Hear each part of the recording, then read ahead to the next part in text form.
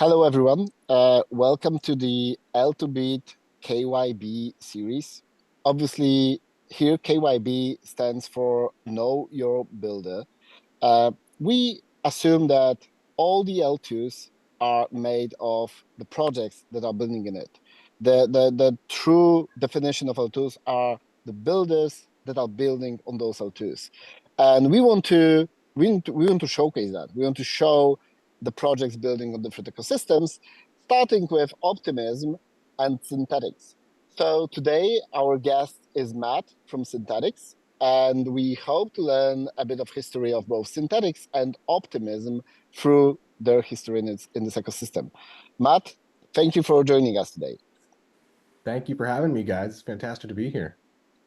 Can you can you tell a few things about yourself for our audience to know who are we dealing with? What an OG we have today. Yeah. More than happy. So I'm Matt, core contributor at Synthetix. But before we even get into that, I'm a long-time DeFi, long-time crypto guy. Been in crypto, or rather, I'm sorry, let's start with DeFi. Been in DeFi since I always say like 8 months to a year before DeFi summer, like pre any tokens. There's like, these are the days where there was like 12 protocols on chain and like figuring things out was like scrolling through two Telegram chats and like a couple uh, you know, a couple things on Twitter. It was simple back then. These were the days when like, Curve was just coming out, Yearn was just coming out. We thought you know, this was like finance supercharged, with like early lending tokens and everything, but we hadn't even seen anything yet. Um, and prior to that, like prior to even entering DeFi, I had entered crypto through being like I got involved with like various Bitcoin trading things very early on. Like I think I have my old account on like Bitcoin Talk, like from probably 2015, 2016, and was just trying to find like, interesting ways to make money. Got really into Bitcoin and was like a kind of a Bitcoin maximalist for a little bit. I guess that makes sense. There was nothing else to do at the time. And then pushed further into Ethereum. And then I got hooked into DeFi early on. And I got pulled into Synthetix from the early like curve yield farming and like the early liquidity mining, with like SUSD and everything else. So yeah, long time DeFi here. And now at Synthetix, I was first brought on to do like various comms and marketing. And from there, I started helping out with, some growth strategy, some product work. And then I got really involved in Optimism governance. And, I'm on the Optimism Grants Council now, and now my involvement has skyrocketed like everyone else who gets involved in crypto very early on. So yeah, man, that's a bit about me. That's cool. Sorry, Christoph, did you like have a financial background or anything before getting into DeFi? So the only financial background is that when I actually was like getting into DeFi early on, I was studying accounting and I'd worked at, an accounting firm for various years throughout uni. And had I think one of the most helpful times during that was actually during COVID because you were helping people with like more complex cases. Trying to support their businesses in that time. But that's most of it. Like it was mostly like a very accounting finance background, but from like a uni perspective, not from, working there full time or anything. Got it. And about Synthetix, can you give us a description of what Synthetix is? What is so special about it? And what, I remember when Synthetix was announced and it was a big thing. I remember those days that you mentioned, with DeFi Pulse just, listing, I don't know, 10 projects at all.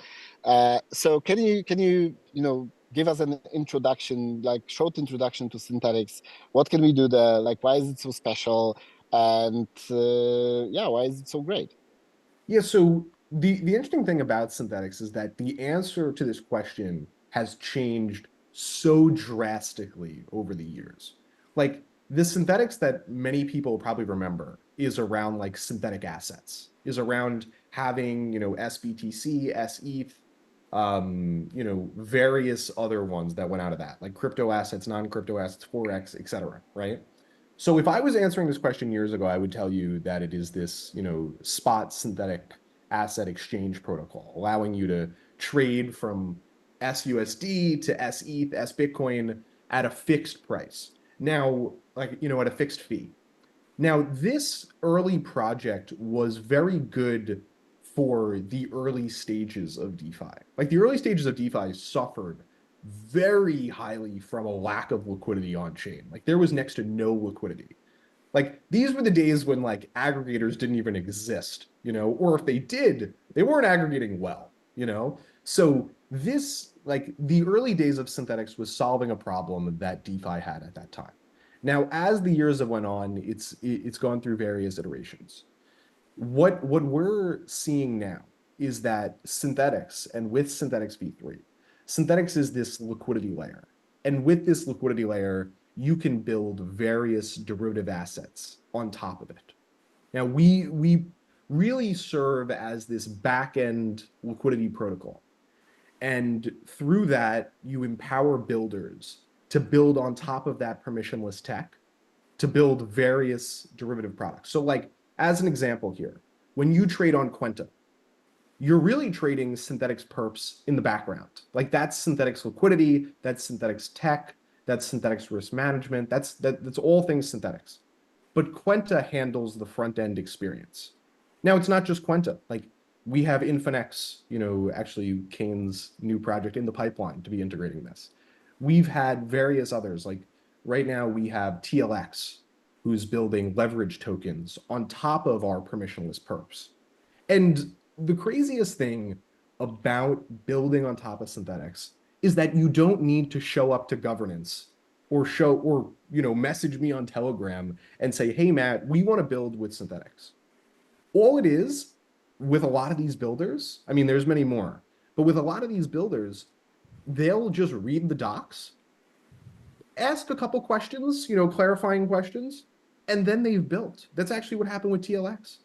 Leverage token protocol that you can get exposure to, 2, 3, 4 times leverage tokens for ETH, Bitcoin, and a couple like various, altcoins. These people, I hopped on a quick call with them to tell them about Synthetix. They read the docs and then they said, okay, we're going to build it. And then 3 months later, they were like, okay, we're done. And then they released the project into the wild. And, a month later, they were doing, tens of millions of dollars of open interest. And like this is DeFi at its core. And this is really what Synthetix is empowering. We have many other builders. We have the folks at Cyberdex. We have the folks at Toros. We've had builders either go through Synthetix like Lyra, who have built options on chain, who then like graduate, who say, hey, we have other needs and we need to build ourselves, to some of these elements. But really what we're about is empowering builders to build on-chain derivatives and unlock that for them. Okay, so it's not just offering like a front end, or a back end for front end builders, but also the underlying liquidity and back end and risk management, right, for any sort of like exotic derivatives. Exactly. That's the big thing at Synthetix. Like if you're a Synthetix user, like the way that we look at this is we have a couple types of users. We have people who have assets that they want to deploy on chain. And the big thing for us right now is like yield on yield.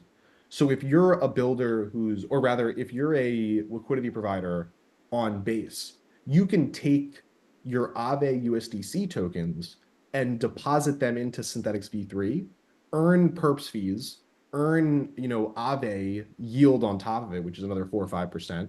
And then from there, we're not only, building this liquidity network that is just us, but we're also empowering, the fact that we want to see the chain thrive, through, continuing to put the money Legos on top of one another. So people can still borrow against that on Aave, but they're earning additional yield on top of it. And then the other builders are like these developers and, these protocol level integrators. And then the third part is I still consider traders a little bit of Synthetix's core user, because some of them are still very aware that it's Synthetix in the background. But the goal here is for that to not be the case. Like they shouldn't really think that's, they shouldn't really know Synthetix is there. They should just be landing on an integrator and trading. Yeah. So you are just not just a protocol, but you are also an enabler, kind of like the protocol facilitator, launchpad, accelerator, you name it. I'm really curious when those builders jump on a call with you, like what do they tell you? Like what do you tell them? Like how do you encourage them building on top of Synthetix? Like give us a pitch.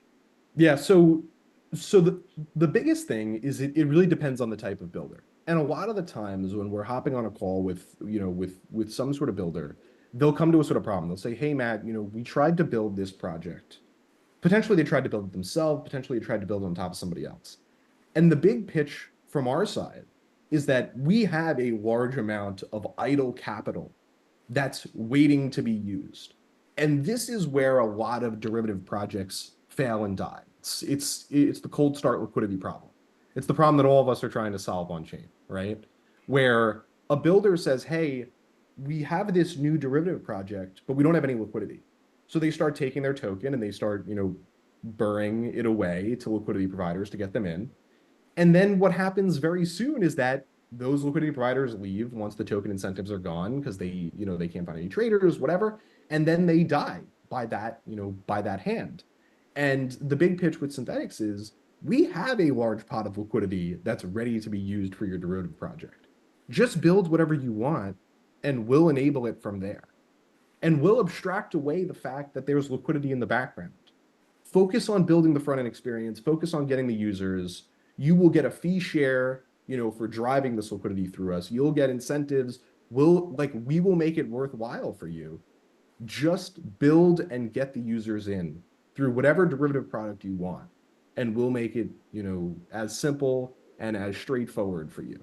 Because reinventing this liquidity side of things and like the risk management is extremely difficult. Like we've spent years doing this.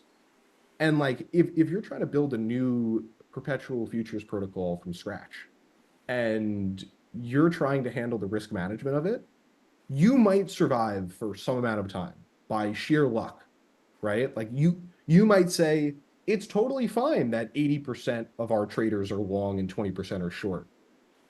But what happens when we pump upwards and your liquidity providers get washed? That's a problem. And that's something that we've optimized for at Synthetix. We've built risk management around this to push the markets to neutral at all times. And like we tell these builders, "Hey, like we're the experts on this side of things. Like we'll handle the liquidity, you get the users, and let's go from there." Awesome. And you mentioned that while doing this, you want the chain to thrive. So let's jump into optimism. Like, what is the story of Synthetix and Optimism? Like, why did you decide to build on Optimism? What is unique about Optimism that, makes it the best place for Synthetix or made it the best place for Synthetix? And what do you think? No, let's start with that, and I will follow up with another one later. Yeah, so the Synthetix and Optimism story is actually really amazing, and it's driven by, again, like the early days of DeFi. I mean, you guys that are on the call both know this, but in the early days of like DeFi summer, right? Gas fees were out of control. No one could do anything on chain. Like there was nothing you could do. And then even the things that you could do were not gas intensive.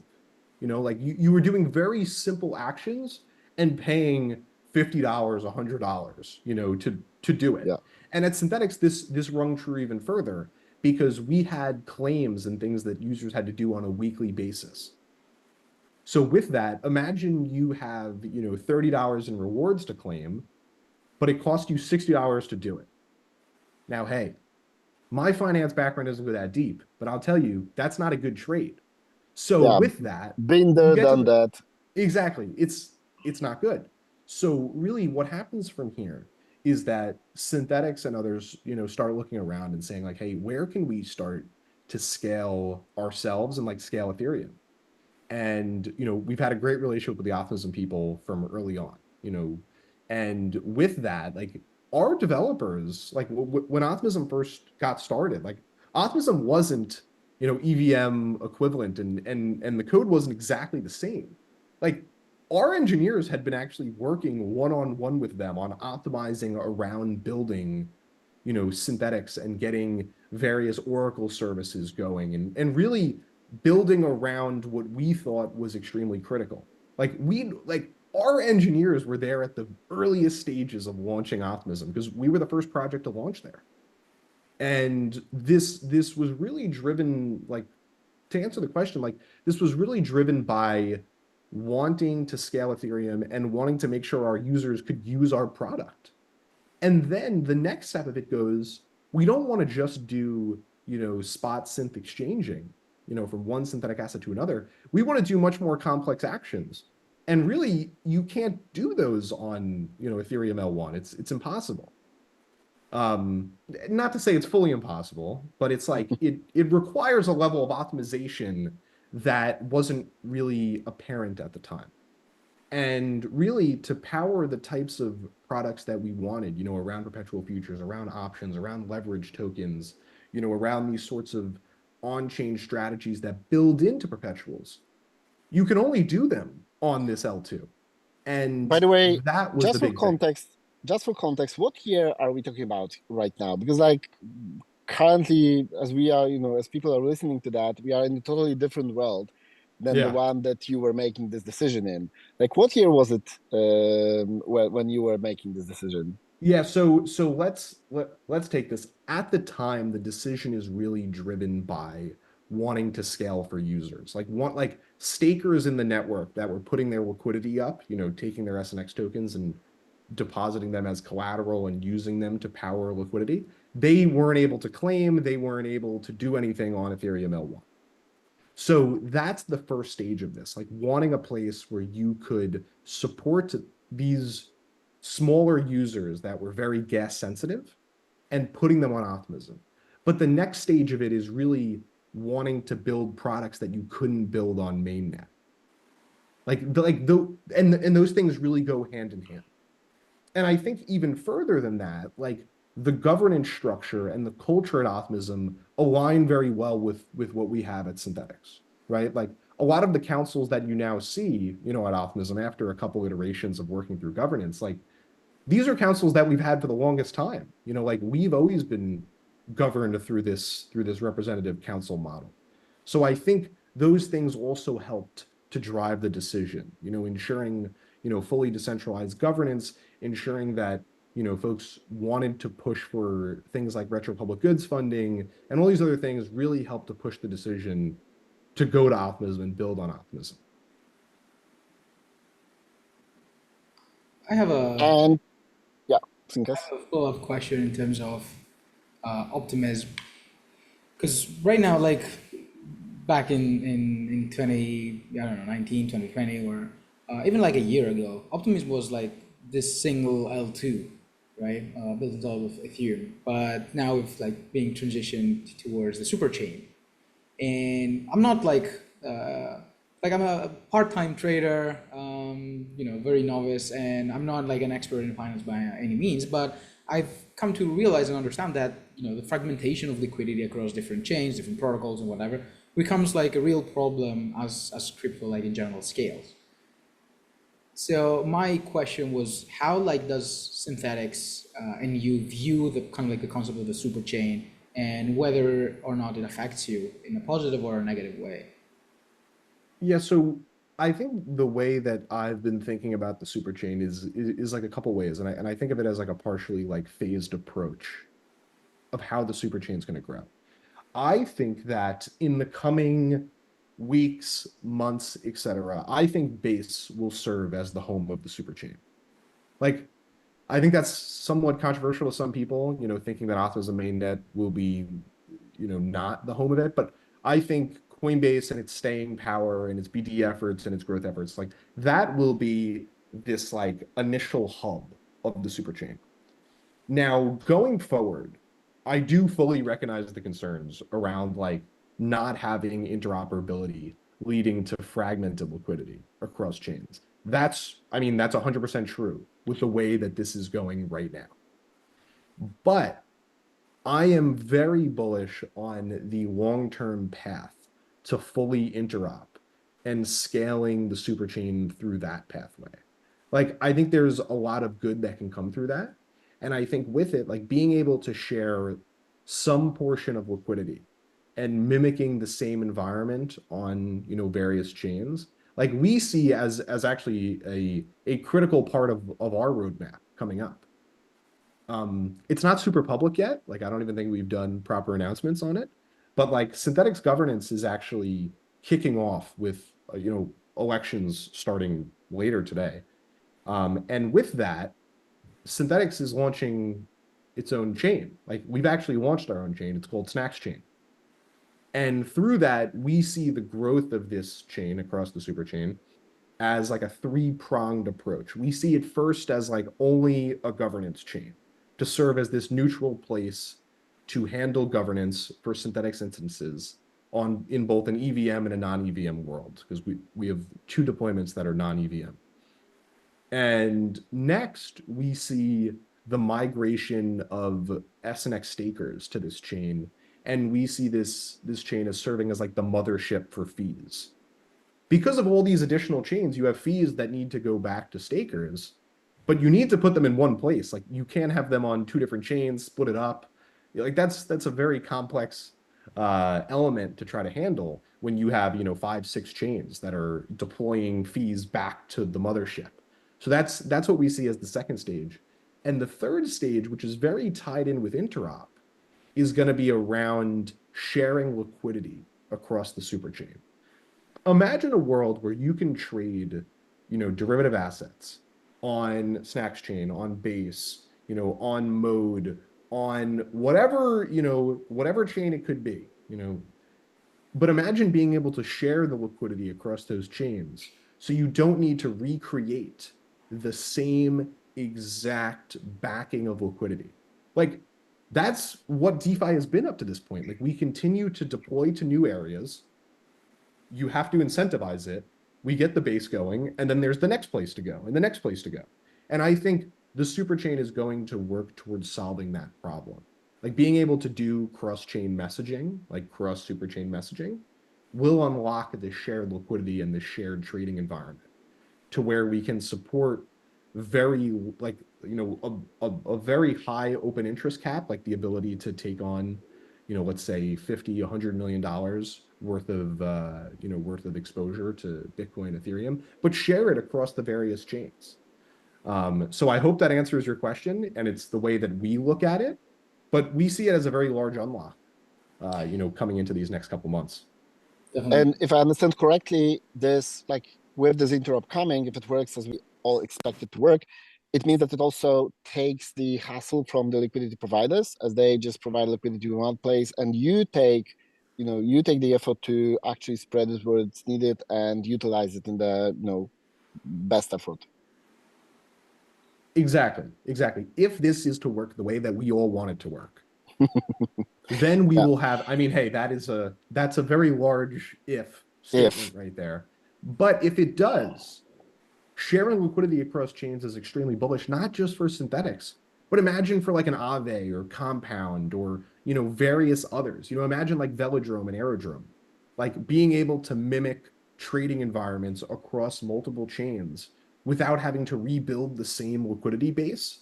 Like, now you have users from, 25, 30 chains that you don't need to just rebuild, lending, dexes, perps on every chain. You have it on one, and you just have this shared environment.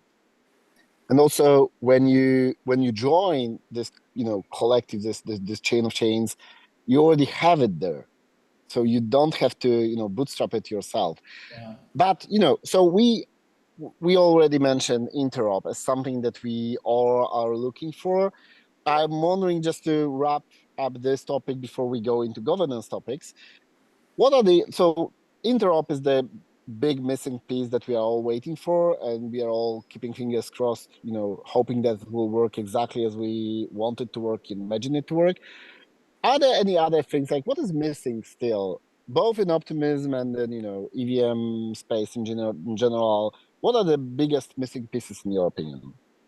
I mean, I think the big one is obviously going to be around like decentralized fraud proofs and like things like that, right? Like that's one piece, but I think that's like a little too technical for some folks. But like decentralization of the chains is going to be very important. Like not having them, permissioned by multi-sigs and and so on. Like that's extremely critical. But I think one of the things that's also missing across the EVM world is actually how we're getting people into these environments. Like no one has really solved that properly.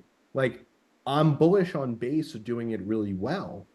Like I think that like that's actually one of the reasons that I think Base will be the home of the super chain and the home of like Optimism going forward is because they have the ability to educate, handhold, create like easier wallet interfaces that don't rely on like, regular key management.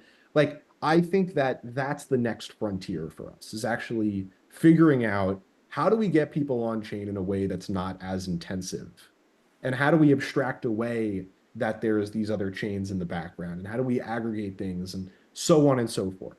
Like I think we've continued to build DeFi projects with the idea that like, oh my God, like you better write down your seed phrase. You better, have your hardware wallet. You better do all this. But like, we're just crazy.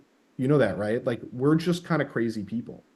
Most people don't want that. Like, most people just want to use their phone, access the couple things that they want to do, whether it's finance, whether it's culture, whether it's NFTs, whatever social, whatever it is, and that's it. They don't want to have another USB stick, hanging around their house, to handle things like that. So I think that's something like the onboarding and the actual like continued this like continued management aspect like has to get better if we want to onboard millions of people into DeFi. Like there's no other way to do it. Like we have a very crazy industry right now, and I think that things will change. Like I think that Base leads a lot of this with like their smart wallet features, and Infinex is doing a lot of good here as well. Absolutely. All right.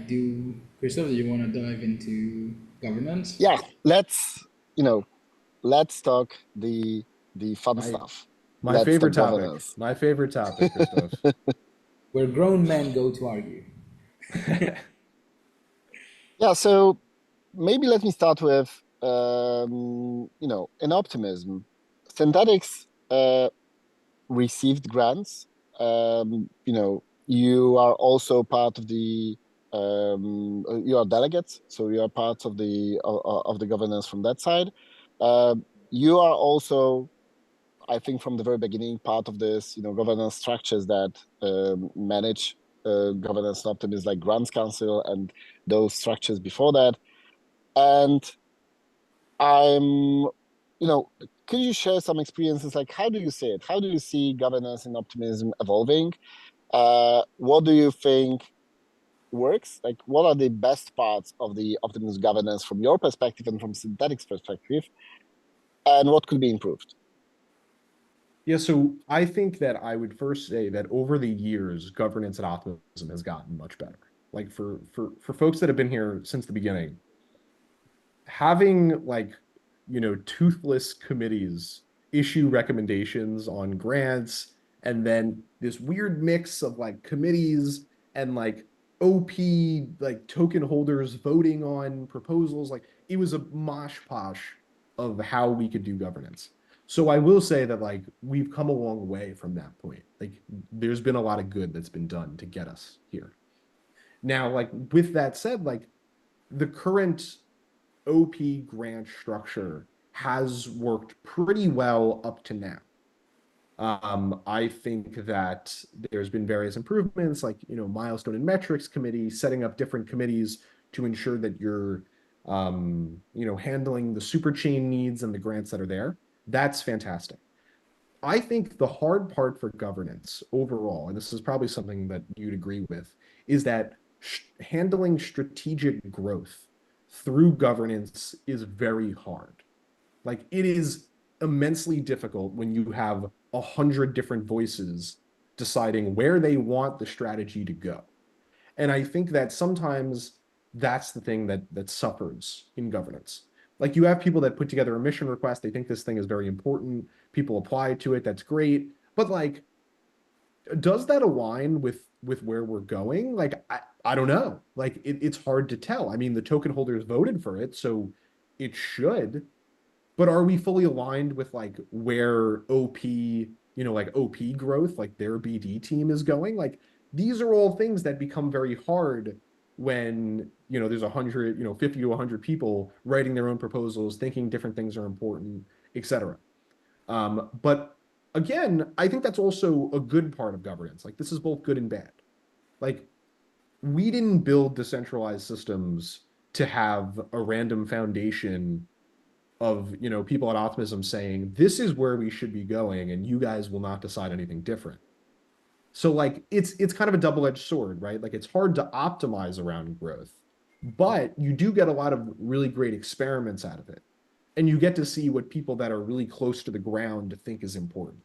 Like say the opinion of builders versus, the opinion of people at the foundation, or, maybe this rings even more true with the conversations around the Ethereum Foundation and what they think about DeFi and et cetera. So like, it is good to have this mixed opinion, but it's very hard to ensure that both sides agree and that you get to the best outcome. Like there's always going to be a bit of a leakage in the system when you have these two decentralized groups both working to what their growth plan is. Yeah, like let me simply chip in with my experiences with that. Something that I really like about the process that we have there is that foundation is giving the autonomy, in the DAO there are three letters, and stands for autonomy. And in Optimism Collective, obviously the foundation, sketches some boundaries in which we operate, but then leaves the autonomy to those structures that we established. And this is both, as you mentioned, this is both good and bad, as in they don't interfere. And sometimes there are cases where, things that we plan for, like mission requests that we have written, don't necessarily fit into the broader picture. And sometimes like there is this challenge of, okay, we have those like, let's say 10, 20 different mission requests. Do they all fit together? There are different authors, different sponsors for each mission request. Somebody has to, make it all work together. And right now, Foundation gives us the full autonomy towards like how do we actually structure it, or at least like us. It gives Grants Council the full autonomy to structure it. At the same time, they make sure that it all serves bigger purpose, that there is a North Star towards which all of this is going. And and we know at least how to think about this growth, like where to see the direction, and within that direction we can take different paths. Exactly. Like this is really how it like kind of works like functionally, like I will say the foundation has been fantastic in giving the Grants Council all this autonomy. Like fantastic sounds a bit weird because like they should give it, but this isn't always the case with DAOs. Like sometimes they'll empower a council, but then the council is still expected to do whatever they want. Like at Optimism, the council is empowered to do as they please, and they're empowered to follow, governance proposals and so on from there. Now, that's not to say that the foundation isn't the right term. That's not to say OP growth doesn't have their own initiatives that they're launching. Like they're also experimenting internally. It's separate of the foundation. It's a little bit of Optimism war. There's obviously the foundation, there's the growth arm, there's OP Labs. And like OP growth, actually called OP Unlimited, does work through a lot of their own initiatives. So with that, you do get to see like how did the governance ones work? How does OP Unlimited initiatives work? And like how do we land in the middle of like something that works really well? And I think that's an ongoing thing for all DAOs. It's not just Optimism. And you've been saying a lot of nice things about Optimism, the foundation, the growth team. Try to complain a bit. Say something that you Oh, would no, you improve. don't have to empower me that hard to complain. I mean, I'm very good at this. Make it spicy. I mean, hey, I think this is an ongoing thing that like, myself, Jack, Velodrome, Aerodrome, others have complained about at various points. I think that one of the core things that a lot of optimism has suffered from to a degree is this like lack of empowerment of like DeFi to like the highest regard. Like when you're running around governance asking for, various funding to do growth initiatives and you want to do this and you want to do that, and then when you see 1.5 million OP go to We Heart the Art, I'll tell you, you know, you get a little bit upset. You're running around trying to get funding for like real things, and then 1.5 million OP goes to like on-chain artists and like NFT builders, and you're like, I mean, come on, like like at the end of the day, the the thing that Optimism, and I think they've corrected for this a bit. The thing that Optimism and Arbitrum and all these Ethereum main and everyone has to realize is like, where is the revenue coming from? Like who, like what are people using the on-chain world for? And what they're using the on-chain world for is DeFi.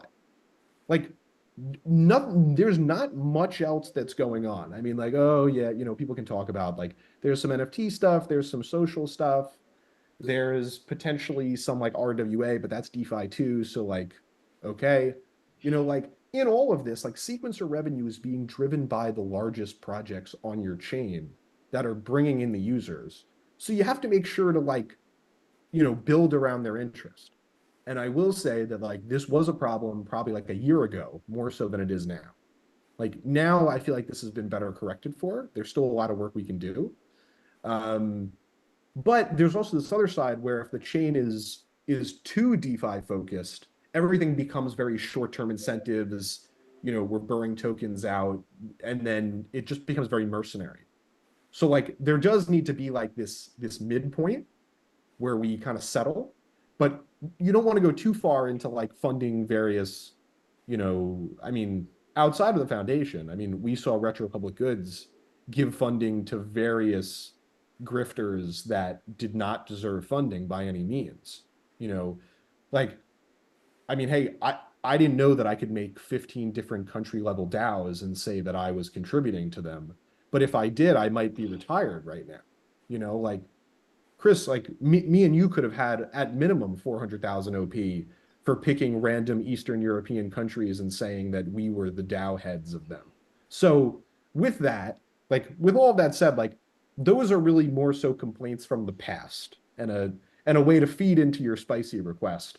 But like I think we've corrected for this heavily. Like this isn't where retro funding is going anymore. This isn't where grants are really going anymore. I think we've fixed most of these problems.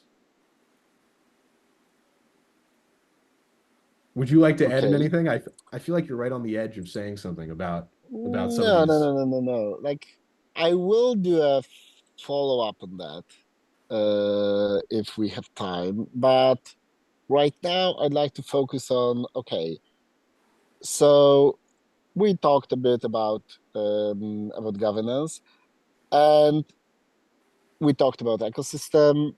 We talked about like what do you think we should be funding?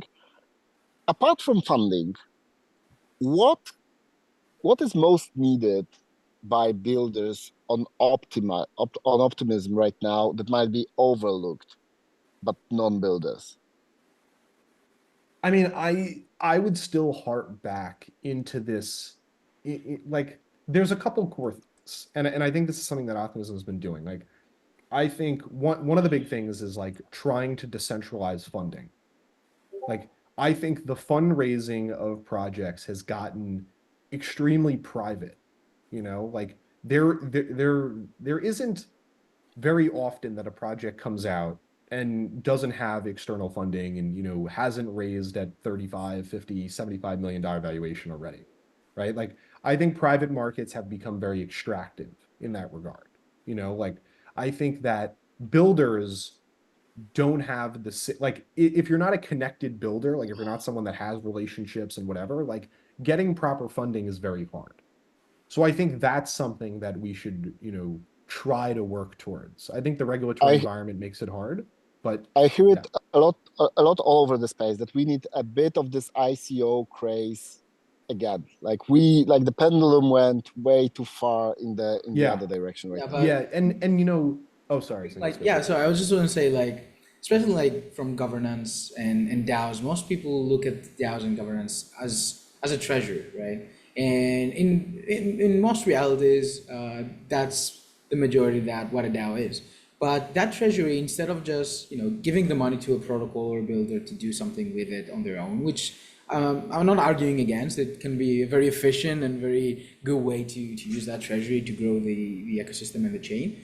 But on a DAO level, there can be initiatives, from I don't know, like service providers or from infrastructure that can be built that can benefit the entire chain as opposed to a single protocol or builder.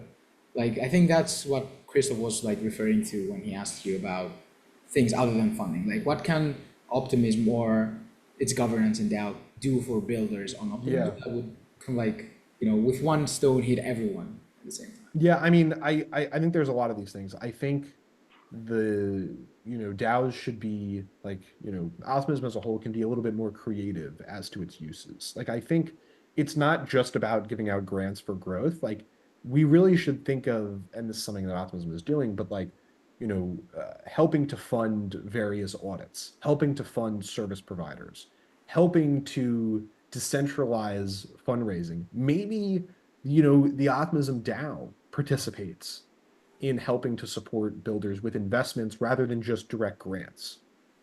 Getting something for what you're giving instead of just like giving out money over and over and over again.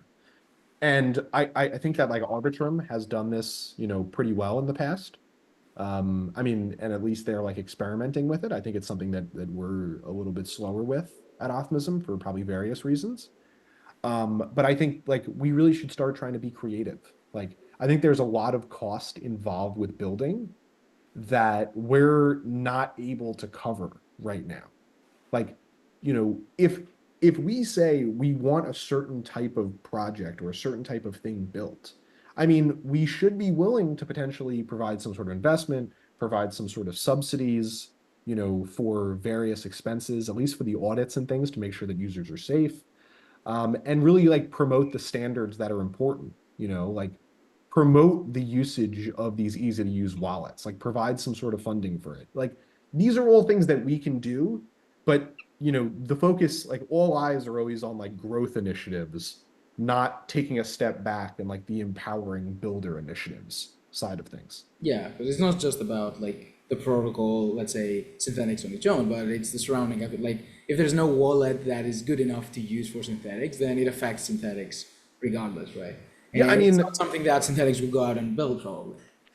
I think another core of it is like if there's no other builders on the chain for Synthetix and Velodrome, what are we doing on the chain? You know what I mean? Like you do need additional builders, downstream builders that are also there and supporting volume and supporting trading fees, sequencer fees, etc. Like if those are the North Stars, like you need a steady flow of new people experimenting on chain. So I've got a very direct question. Go for it. For for you as Synthetix, like we started talking about how Synthetix is, this facilitator that helps people build on top of it and like enables other projects to build, you know, basically digging into your liquidity and using it to bootstrap their own product. How can we like from Synthetix perspective, what Optimism as a collective could do to help you help those builders and to help those builders get traction, get users, get usage. What can we Yeah, do? I think it's a two-pronged approach. I think the first part is all around supporting the builders when they're first getting off the ground. Like, I think it's audit cost. I think it's, partially supporting some of the builders' expenses outside of audits. I think it's investments. I think those, like, if you were to help with those three things, you help the builder conversation by leaps and bounds, right? Like, a lot of the time, like Synthetix, when we think about like supporting a builder, we are typically supporting them from the stage that they've already, they've already released a product into the world and they're seeing some sort of usage. But to get them to that stage takes a lot of money. Like it takes a good amount of funding, it takes a large amount of grinding from the devs, and it takes, large audit cost and, various other growth incentives, marketing incentives, et cetera, to get them to that point. And then that's when typically Synthetix says, okay, like you've seen traction. We want to really help accelerate that and support, from the point of you getting, your first set of builders. So really, I mean, to answer, I think it's predominantly around supporting investments, supporting audit costs, supporting expenses in a reasonable fashion across areas that we want to see built. But you really need the DAO to have someone that's looking over these things. Like you can't just willy-nilly, be sending out money for, for building expenses that people are going to use. But I think the Treasury should be, I think they can do it in an approach where they're not using OP tokens to do this. Like I think they should be, I mean, this goes further than this call, but like I think that they can be putting some of the funds in the bridge, into various, yield generating protocols on Ethereum mainnet, and then using that to deploy the funds in various ways. So I think there's a lot of things that we can do, and there's a lot of ways that we can get there. But I think the best thing is really just empowering various builders. Like that's what we need to do. And there's probably 10 things that we can say to get them there. Yeah, so like just from the L2bit perspective, I need to say that you have to think twice before using anything that is in the bridge. It's Yeah, not yours. It's not to yours be to use. extremely clear here, like this is something that I think I think like say someone like Blast, like I think they've done it well. You have to be very careful. I think you have to disclose this, you have to let people know. But like if we really want to work through some things, like we have to be a little bit more creative with the ways we do it. Like there's no way we can send OP tokens to be auto sold by a builder who needs it for something. Like that will never happen. Like it's just not the case. Yeah, but I absolutely agree with you, and I actually get what you mean with the thing that we need to be more creative. But I would like to still, try to dig into what can we do apart from financing stuff, apart from, getting people to survive the time when they are building. What can we do simply by coordinating ourselves better, maybe, Yeah, to to help them build? And I will put a spicy thing here. What could we have done for this I Heart Art initiative to be useful for Synthetix and to be valuable for Synthetix? I mean, I think for We Heart the Art to be valuable for Synthetix, it would have had to be focused on like derivative builders or derivative traders, let's just say, you know? And like with that, like I think the way that you do it, like We Heart the Art is kind of its own beast of how it worked out, but like really it's like improving the pipeline of builders coming into the ecosystem.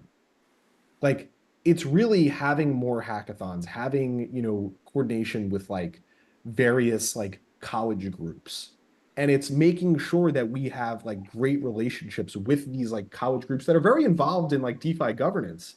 But I don't think there's a proper pipeline to get them into building on Optimism. Like we have them contributing to governance and, voting on things, and they've been fantastic. But I think improving the flow of developers in is something that we struggle with, right? Like we have a million ideas in things that we want to see experimented with, and this is something like if you go through Synthetix's docs, like we even tell you like these are the 15 things that we think can be built on top of Synthetix v3. And we've had various people come in, they want to build it, they're doing this, they're working on that, etc. But you need a better flow of builders coming into the ecosystem. And I think that without funding, I mean, without funding is wrong. Without funding dedicated to just that builder, you can do. Like you can set up various meetups. You can set up presentations. You can set up these sorts of things, hackathon style competitions. You can do this right now. Like, there are probably not that many schools that are even doing like Solidity courses, right?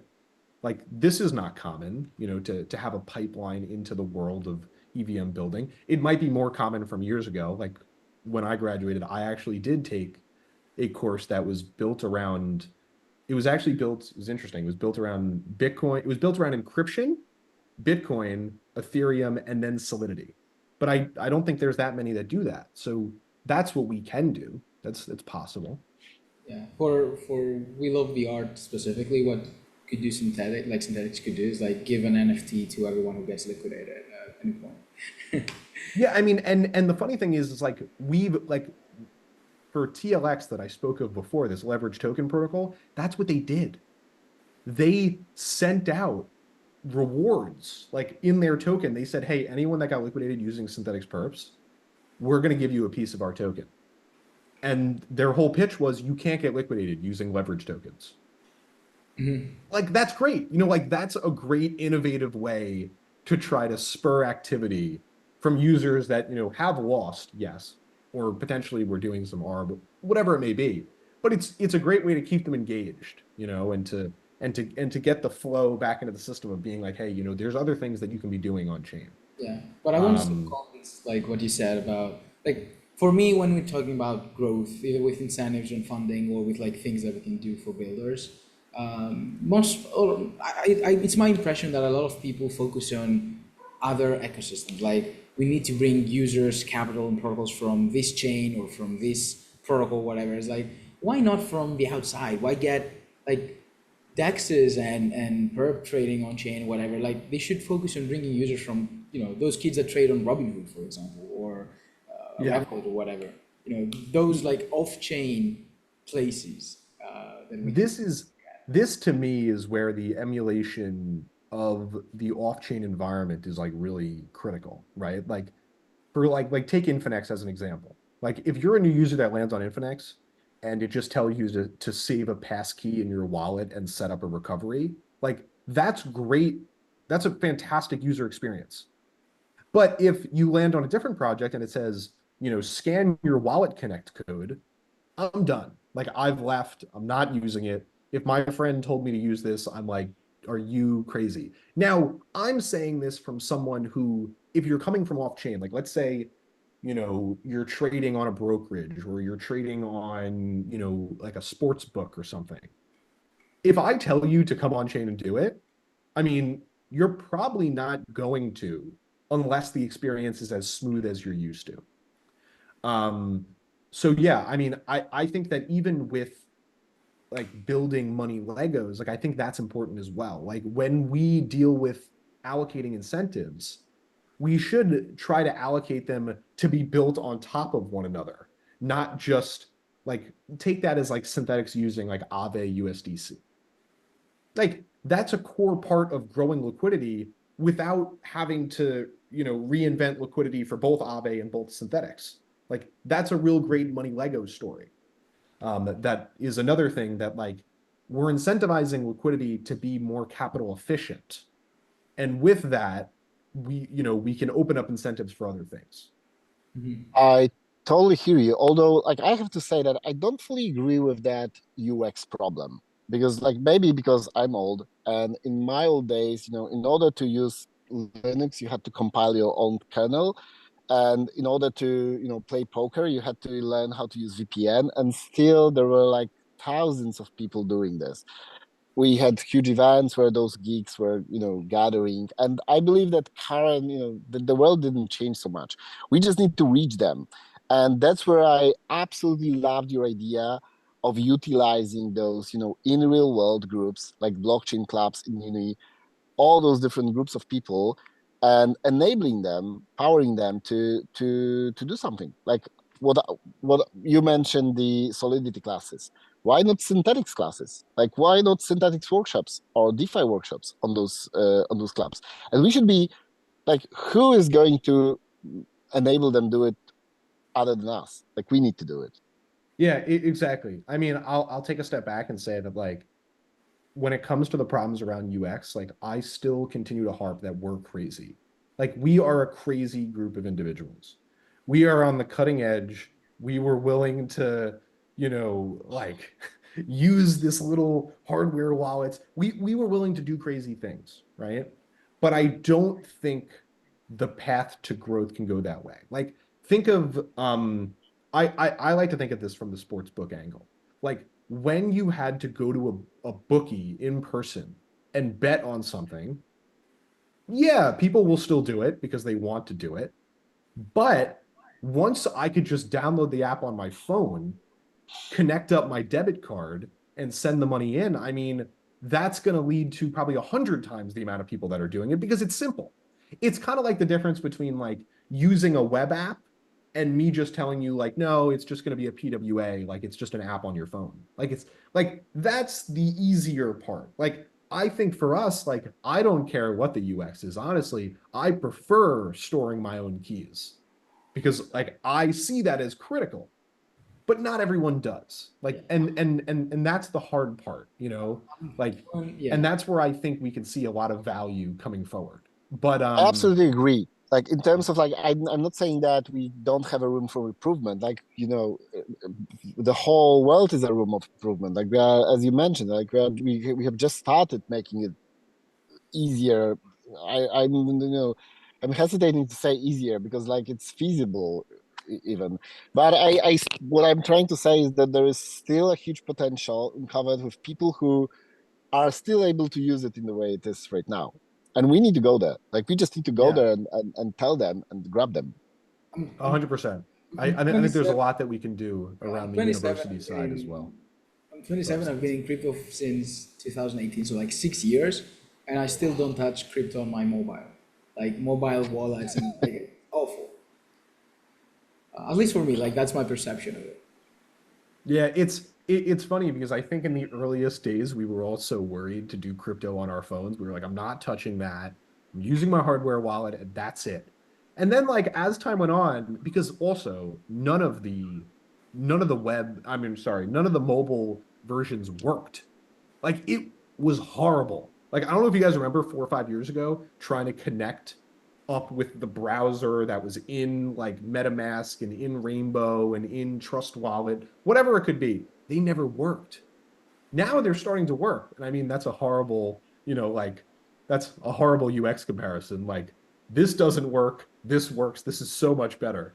But Yeah. like we really do have a paths to go here. I think we can learn a lot from users that are willing to jump through these hoops and do care about decentralization to the max. I think giving the users optionality around this is important. Like if you're someone like me and you want to show up and you want to use your own wallet and everything else, great. You can do that. Totally fine.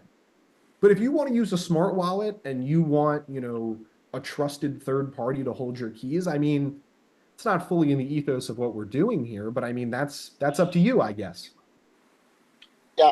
I have to tell you that like I in the old days, speaking about like mobile wallets being horrible, I onboarded tens of people for burner wallet because it was Oh my God, simple. that's like early like X die, right? Like that was like, Yes, yes. yeah. And at every presentation, every workshop I was doing, I ended it with, showing this QR code and telling it, whoever is first to scan this QR code, they get $5. And I did it like 5 times. And at every workshop, like I had 5 people onboarded with that, asking them only to split it with their friend that's next to them, show them the QR code so that they can split it because it was easy. Literally, the only thing you had to do was scan a QR code. Yeah, but we are at the end of time. Uh, it was a great discussion, and I'm so happy that we did it. I'm so grateful that you agreed to join us here. I feel that even though the time is up, I don't think that this is the end of the discussion.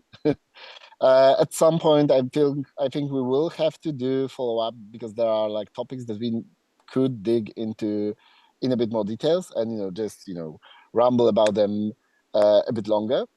But thank you very much for coming here.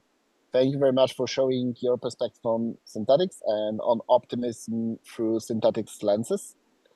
And yeah, I hope that this is first of the many videos we do like that. We want to show L2s through projects that are built on those L2s and through builders that are building on those L2s. And I think it was an amazing start of that. Yeah, guys, this has been fantastic. You know, I could sit here for another 3 hours and talk about various DeFi, optimism, Arbitrum. So like I could sit here for hours and talk about the history of it. But this has been fantastic. Always great chatting with you folks. I can't wait to watch some of the other ones as you record them and as they come out. I would love to know who you're going to be chatting with. But for now, thank you so much. I appreciate it, guys. Yeah, thank Thank you you. very much.